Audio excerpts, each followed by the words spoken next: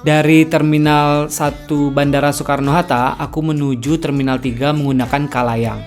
Setelah proses check-in dan drop bagasi selesai, aku langsung masuk ke dalam ruang tunggu. Walau kita punya e-paspor, kita harus tetap urus waiver visa ya. Usahain juga kalian beli travel insurance. Dari Soekarno-Hatta, aku terbang ke Kuala Lumpur menggunakan Malaysia Airlines. Enaknya terbang dengan MH, itu leg space-nya lumayan luas dan dapat makan. Landing jam 7 pagi di KLIA disambut dengan hujan.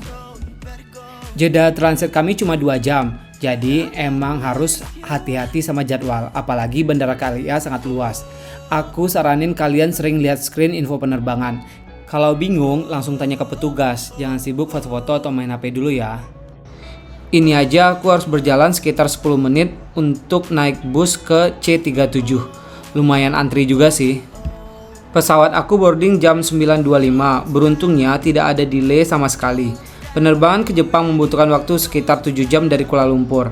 Makan-makan, nonton, tidur, hanya itu yang bisa kulakukan di selama penerbangan ini. Akhirnya, ohayo gozaimasu!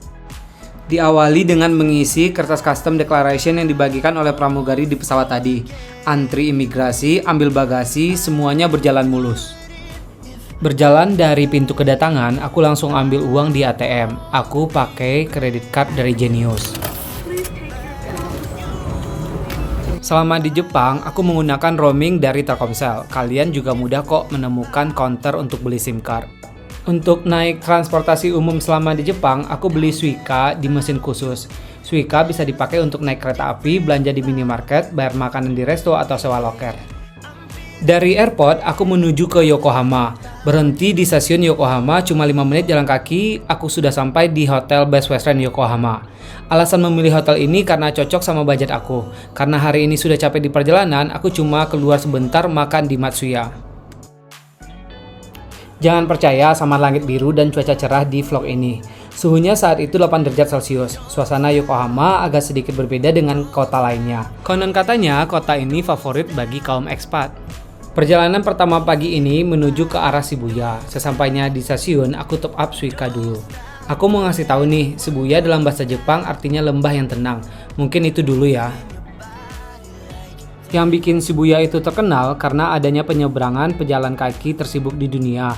Dan ada patung anjing Hachiko yang dikenal dengan kesetiaannya yang tak tergoyahkan kepada pemiliknya yang telah meninggal. Tentunya, kalau kalian mau foto di sini harus baris ya, antri dulu ya. Kalian juga bisa nanya-nanya tentang Hachiko sama tourist information yang ada di depan patung Hachiko. Kalau ngomong keramaian, hampir di setiap sudut di sekitar Tokyo ramai sama turis dan warga lokal yang menikmati indahnya kota. Akhirnya kita memutuskan pergi ke Taman Meiji Jingu Gaien. Di sini berjajar pohon ginkgo biloba yang berwarna kuning saat musim gugur. Itu yang tepat untuk melihatnya mulai dari akhir November hingga akhir Desember. Karena pengen nyoba sesuatu yang hits, akhirnya aku dan teman-teman menuju ke Act 3. Enak sih, tapi yang gak sanggup di bagian antri ini, ditambah suhu udara di luar yang sangat dingin. Malamnya kita pergi ke Sensoji Temple. Paling depan kita disambut oleh lampion raksasa dengan tinggi 4 meter dan beratnya mencapai 700 kilo.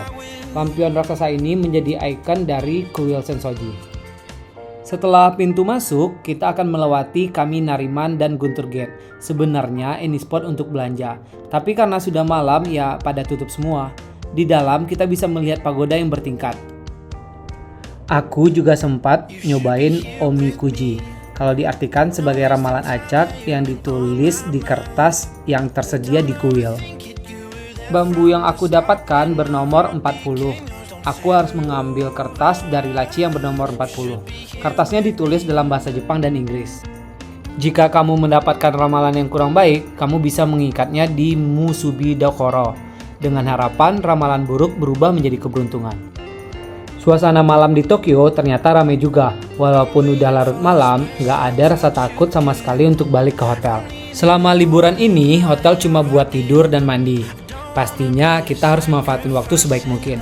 Jalan kaki hampir lebih dari 15.000 langkah setiap hari, dan rasanya itu tidak masalah. Lumayan juga sih kalau dipikir-pikir, biaya tiket kereta bolak-balik, ambil uang di ATM untuk top up Suica. Oh iya, di ATM di sini ada opsi bahasa Indonesia kok, jadi kalian jangan takut ya. Pagi ini kita awali dengan mengunjungi Meiji Jingu. Letaknya dekat dengan stasiun Harajuku dan stasiun Meiji Jingumae. Luasnya 70 hektar, hampir semua pohon di sini ditanam 100-200 tahun yang lalu. Kuil ini menjadi simbol kedamaian dan ketenangan. Kuil Meiji Jingu itu suasananya sangat tenang, yang membuatnya menjadi pilihan populer untuk melakukan pernikahan, perayaan tradisional, dan berdoa. Meiji Jingu terdiri dari berbagai bangunan, area dalam dan area luar.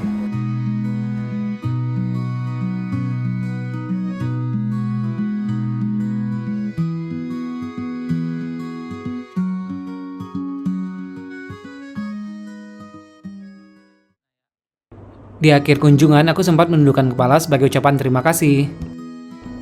Karena dekat dari stasiun Harajuku, aku sempat singgah sebentar. Tapi karena turis ramai sekali, aku memilih untuk cepat berpindah ke Tokyo Tower. Seperti biasa, selalu ada antrian untuk spot foto. Gagah sih si Tokyo Tower ini.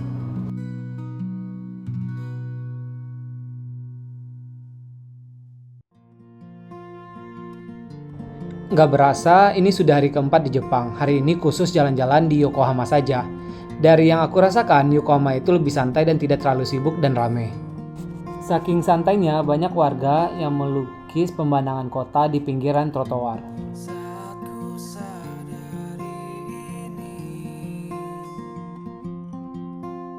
Tempat pertama yang kita kunjungi yaitu Red Brick Warehouse yang didirikan oleh seorang arsitek yang bernama Yorinaka Sumakin yang memadukan elemen klasik Eropa Barat. Yang paling mencuri perhatian yaitu Cosmo Clock 21 yang merupakan biang lala terbesar di dunia yang bisa menampung 480 penumpang. Di Cosmo World juga terdapat roller coaster. Tentunya masuk ke sini gratis. Kalau kamu ingin naik wahana, baru kamu wajib membeli tiket. Nyebrang dikit dari Cosmo World, kamu bisa ke Noodles Museum. Untuk ke sini dan menikmati turnya, kalian harus reservasi terlebih dahulu. Karena aku nggak ada reservasi, jadi aku cuma bisa menikmati area umum Museum Noodle ini. Untuk makan siang di Gyukatsu Motomura, rata-rata sih selama trip ini pengeluaran makan sekitar 250.000 per hari. Aku juga sempat nyobain public onsen sebelum berangkat ke airport. Kalau bagian ini nggak bisa aku share di vlog ya. Setelah puas di Tokyo selama 3 hari, akhirnya aku berangkat ke Sapporo jam 7.20 malam ini. Dan nanti di Sapporo sekitar 6 hari dan lanjut ke Osaka. Dari Haneda Airport untuk ke Sapporo kita menggunakan maskapai ANA Air. Penerbangannya juga rada singkat, sekitar 2 jam. Yang enaknya, semua transportasi umum saling terintegrasi. Beberapa hari ini aku juga belum ada nyasar atau salah naik kereta. Setelah top up Suica lagi, aku naik kereta menuju ke Susukino. Sebelum check-in ke hotel, aku sempetin dulu untuk makan malam. Enak banget sih ini kalau makan makanan yang berasal dari negara asalnya. Aku sampai hotel udah jam 12 malam. Selama di Sapporo, aku menginap di Hotel Comfort. Proses check-in sangat gampang dan mudah. Kamarku berada di lantai 12. Untuk kamarnya nggak luas-luas banget, tapi nyaman lah untuk 2 orang.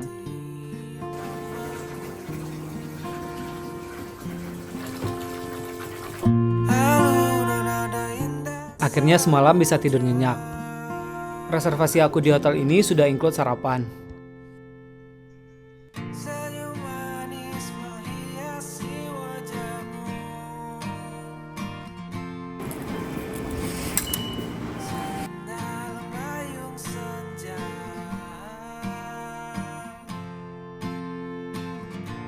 Dari hotel tadi, aku menuju ke tempat penukaran Hokkaido Rail Pass. Di sini, turis informationnya memang mantap, semua info lengkap dan jelas. Setelah mendapatkan Rail Pass, aku melanjutkan perjalanan ke Otaru. Kita bisa memilih tempat duduk. Walau perjalanan ke Otaru tidak begitu jauh, tapi pemandangan sepanjang jalan sangatlah menakjubkan. Sekarang aku udah di Otaru, tadi dari Sapporo sekitar 40 menit naik JR. Stasiun Otaru pertama kali dibuka pada tahun 1903. Bangunan yang berdiri saat ini merupakan bangunan pertama kali yang selesai pada tahun 1934. Stasiun Otaru dianggap sebagai stasiun kereta api langka. Tidak jauh dari stasiun Otaru, cukup berjalan kaki sekitar 7 menit, kita bisa menemukan Kanal Otaru. Dulu di tahun 1980-an, kanal ini digunakan untuk sebagai lalu lintas kapal. Lalu penduduk Otaru merubah fungsi kanal ini sebagai objek wisata. Biasanya kalian bisa mencoba kanal cruise, menyusuri keindahan Kanal Otaru. Sampai saat ini, Kanal Otaru menjadi simbol kejayaan masa lalu Otaru sebagai pusat perdagangan yang paling penting di Jepang. Yang paling menarik di sini ada deretan gudang batu tua yang berada di sepanjang kanal yang masih dibiarkan seperti aslinya.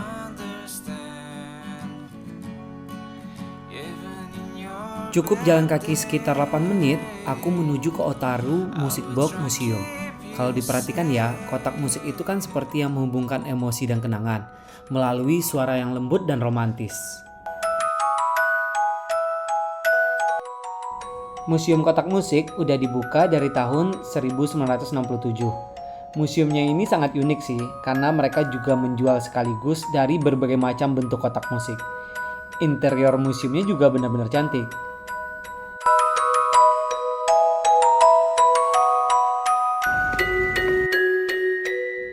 Setelah itu, kita memutuskan untuk naik bus menuju Montengu dari terminal bus Kanal Otaru.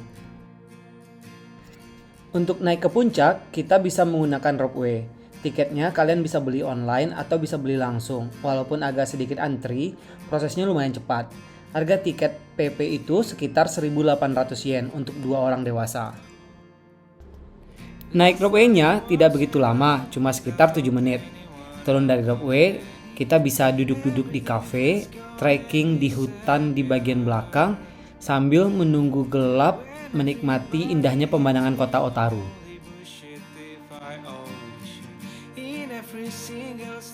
Walaupun berada di puncak gunung, terdapat kafe dan museum. Mereka bisa memadukan antara sejarah, pemandangan menjadi sesuatu yang unik dan berarti. Bisa dikatakan semua yang ada di puncak gunung ini sangat wajib kita coba. Seperti untuk mengusap hidung dari si topeng tengu ini. Konon katanya, jika kita melakukannya, keinginan kita akan bisa terkabul. Untuk pulang ke Susukino, kita harus naik bus dilanjutkan dengan naik kereta. Untuk pilihan makan malam hari ini, kita nyobain takoyaki dan sushi.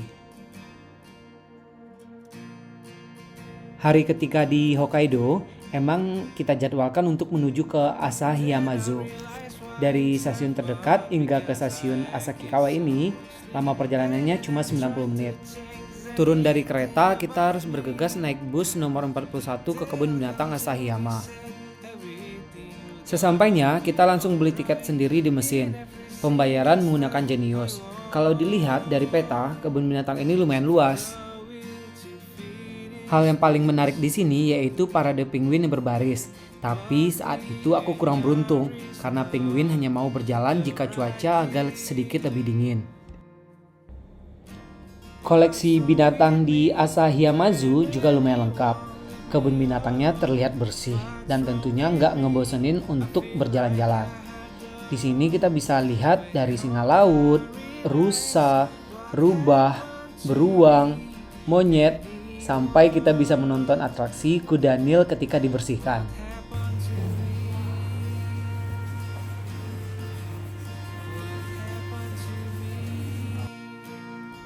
Pulang dari Asahiyamazu, kita naik bus di tempat yang sama.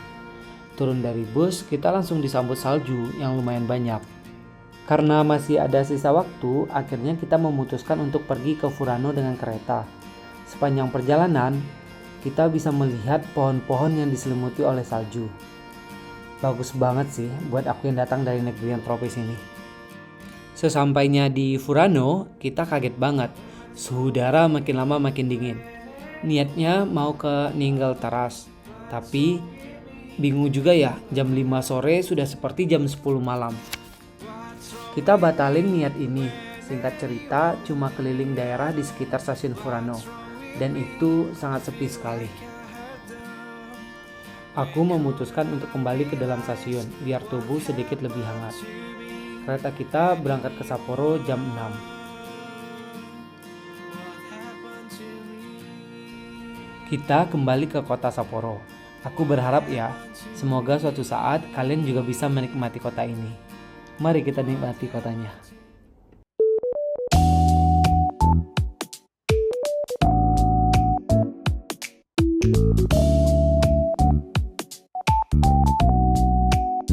Ini hari keempat di Sapporo. Kebetulan pagi ini masih turun salju. Sekarang kita mau ke Nijo Market, mau nyobain seafood di pasar tradisional yang ada di sana.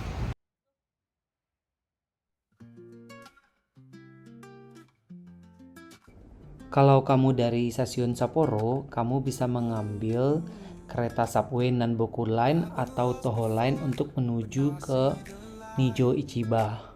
Di tengah kota, kalian akan melihat sungai besar yang kering. Nah, dari situlah asal-usul nama dari Sapporo. Pasar Nijo atau Nijo Ichiba terkenal karena berbagai jenis seafood segar yang dijual serta disajikan dengan bahan-bahan spesial. Di Nijo Ichiba, kalian bisa membeli oleh-oleh masakan laut, sarapan dengan menu seafood yang segar, mencoba kuliner khas Sapporo.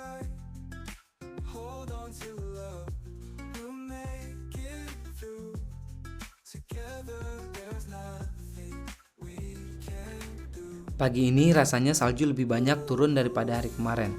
Karena masih punya beberapa list tempat yang ingin dikunjungi, di tengah salju ini kami memilih untuk pergi ke Sapporo Beer Museum. Kita memilih untuk naik bus Lob 88 Factory Line dari stasiun kereta bawah tanah Odori. Turun dari bus, aku bergegas masuk ke dalam museum bir ini. Jika kalian ingin dipandu sama guide, kalian bisa pilih line khusus yang berbayar. Kebetulan aku memilih tour sendiri. Baru masuk saja, kita sudah bisa langsung merasakan kekayaan warisan Jepang. Ternyata, museum bir ini adalah sebuah situs warisan Hokkaido. Dulunya, museum bir ini adalah pabrik gula yang dibangun pada tahun 1890. Kalian juga bisa melihat berbagai macam poster dan iklan Sapporo Bir yang digunakan dari tahun ke tahun. Di akhir tur, aku mencoba untuk merasakan bir. Untuk beli birnya, kita perlu membeli tiketnya dulu di mesin yang berada di samping bar.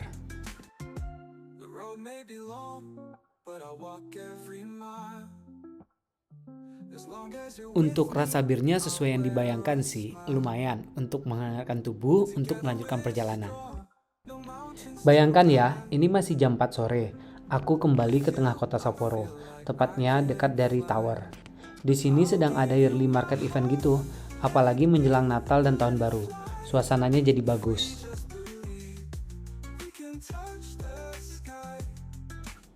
Sesuai list hari ini, ada satu tempat yang harus aku kunjungi, yaitu Museum Jam. Berhubung datangnya agak telat, jadi sudah tidak bisa masuk ke dalam. Buat kalian yang ingin masuk ke sini, ini info harga tiketnya. Satu hal lagi nih sebelum menutup hari ini. Aku sempat antri dan mampir makan di Ramen Horyu. Walau restorannya belum buka, tapi orang-orang sudah antri terlebih dahulu. Dari jendela kita bisa lihat tempat duduk yang ada di dalam sangat terbatas. Ketika sedang antri, pelayannya akan datang kepada kita untuk memperlihatkan menunya.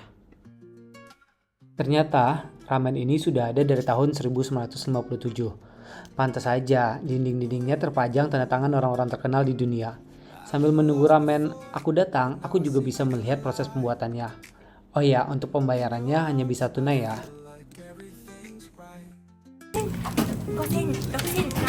Yes.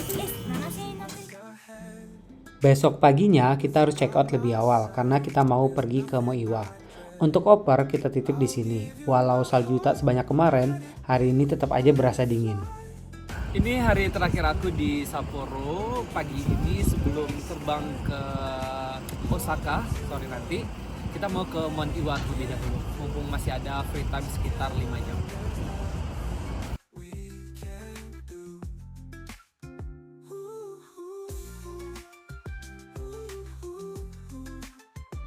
Kita ke Moiwa naik tram.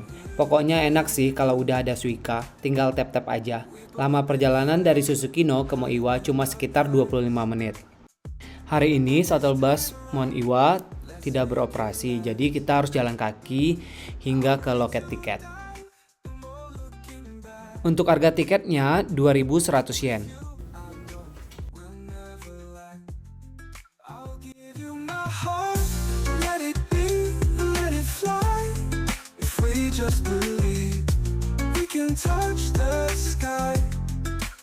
Kalau nggak berani naik ropeway, kalian juga bisa trekking kok hingga ke puncak. Tentunya aku naik ropeway saja.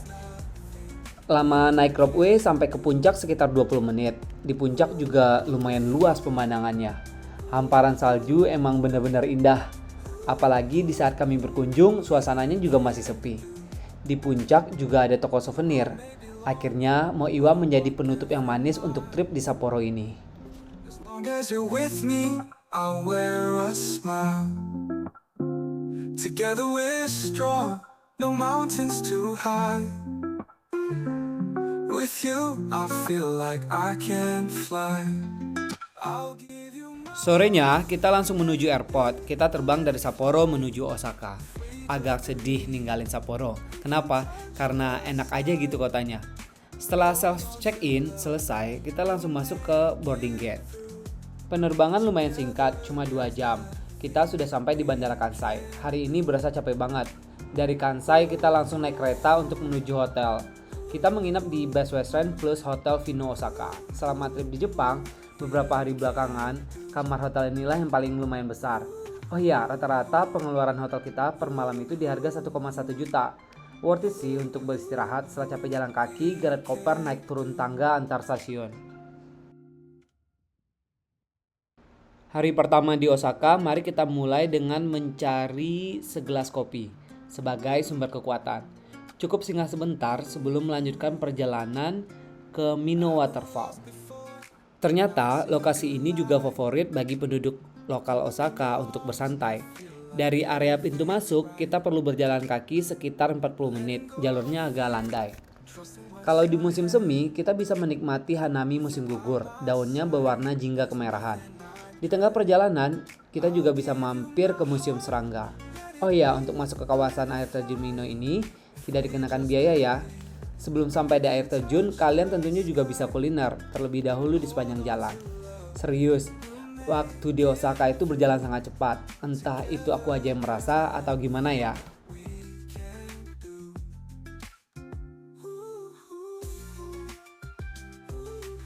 Malamnya kita pergi ke Dotonbori yang merupakan ikon kota Osaka. Ini merupakan salah satu tujuan favorit para wisatawan. Nggak lengkap kan rasanya kalau ke Osaka nggak mampir ke Ichiran Ramen. Ichiran itu buka dari jam 10 pagi sampai jam 10 malam. Baru nyampe aku langsung kaget ternyata antriannya itu panjang banget. Kita menunggu hampir sekitar 1,5 jam. Sambil antri, kita juga bisa order menu yang ingin kita pesan. Kalau aku bilang sih ini tempat cocok banget buat introvert. Kalian tidak perlu bertatap-tatapan dengan orang lain karena dibatasi bilik untuk menjaga privasi saat makan. Selain rasanya yang enak, yang paling aku suka di sini tuh cara penyajiannya.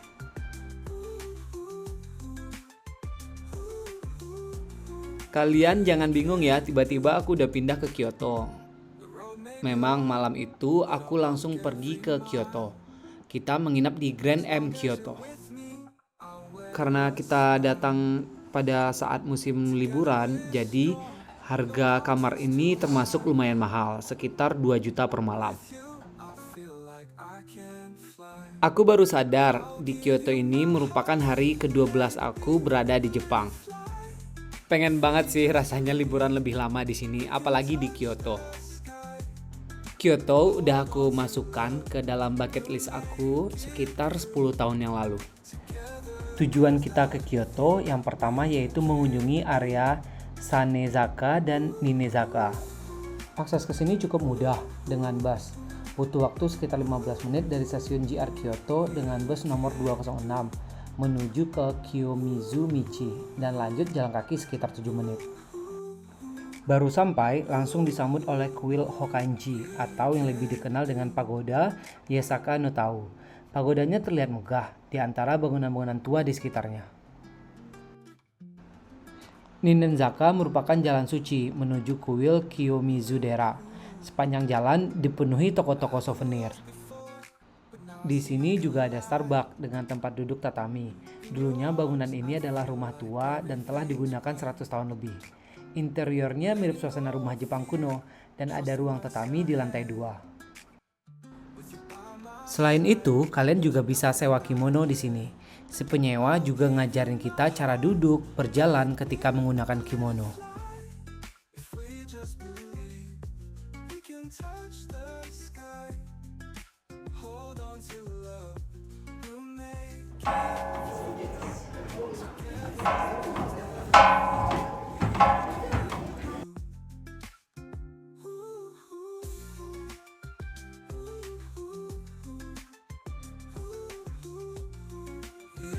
Gak puas rasanya ketika cuma beberapa jam di satu spot. Masih banyak yang ingin aku tahu. Dari sejarah, menikmati pemandangan, dan berinteraksi dengan warga lokal. Karena udah semakin rame, kita berpindah ke Arashiyama. Cuaca emang gak bisa ditebak sih. Sebenarnya tujuan awal naik kereta Sagano Scenic. Karena kehabisan tiket, kita cuma bisa berkeliling di Arashiyama. Niat naik beca tradisional Jepang atau yang lebih dikenal dengan Jinri Kisha juga kita batalin karena hujan. Biayanya sekitar 5.000 yen selama 20 menit. Nantinya kita akan diajak keliling sambil dijelaskan mengenai tempat-tempat wisata yang kita lewati. Memang sih kawasan ini padat wisatawan banget. Menyusuri hutan bambu di saat musim hujan ini suasananya agak sedikit beda. Apalagi hutan bambu Arashiyama. Atau kalian juga bisa duduk manis di depan sungai Katsura sambil minum kopi. Malamnya aku balik lagi ke Namba. Kita makan ramen di sana. Dari cara bayarnya aja udah unik banget. Rasa ramennya juga lebih gurih. Pokoknya momen menikmati ramen di Jepang gak ada saingannya. Hari terakhir antara semangat atau tidak, karena besok harus pulang. Main ke Nara Park bertemu si rusa. Tapi yang perlu kalian catat nih, kalau mau kesini usahain datangnya pagi banget ya. Karena apa? Karena pas kita datang, rusanya sudah kenyang dan tidak mau makan lagi. Tapi seru sih ngeliatin tingkah lucu rusa dan wisatawan. Ketika bagian orang, rusanya mau menganggukkan kepala. Dan ketika bagian aku,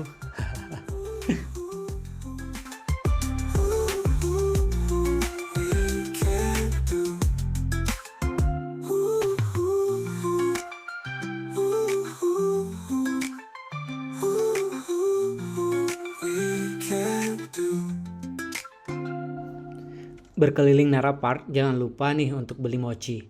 Dari penontonnya aja udah kelihatan rame, tapi pas lihat kita bakalan ketawa melihat energi dari si pemukul adonan mochi.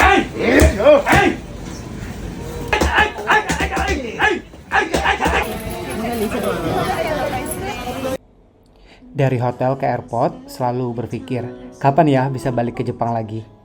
Untuk pulang, aku harus transit di Guangzhou, Cina. Proses transitnya lumayan bikin deg-degan sih. Tapi bisa dibilang, trip Jepang kali ini adalah trip penutup tahun terbaik di 2024. Terima kasih buat orang tersayang dan teman-teman selama di Jepang. Mohon maaf ya jika di vlog ini ada salah penyebutan apapun itu. Semoga ya, aku, kamu, kalian bisa ke Jepang berkali-kali. See you di trip selanjutnya.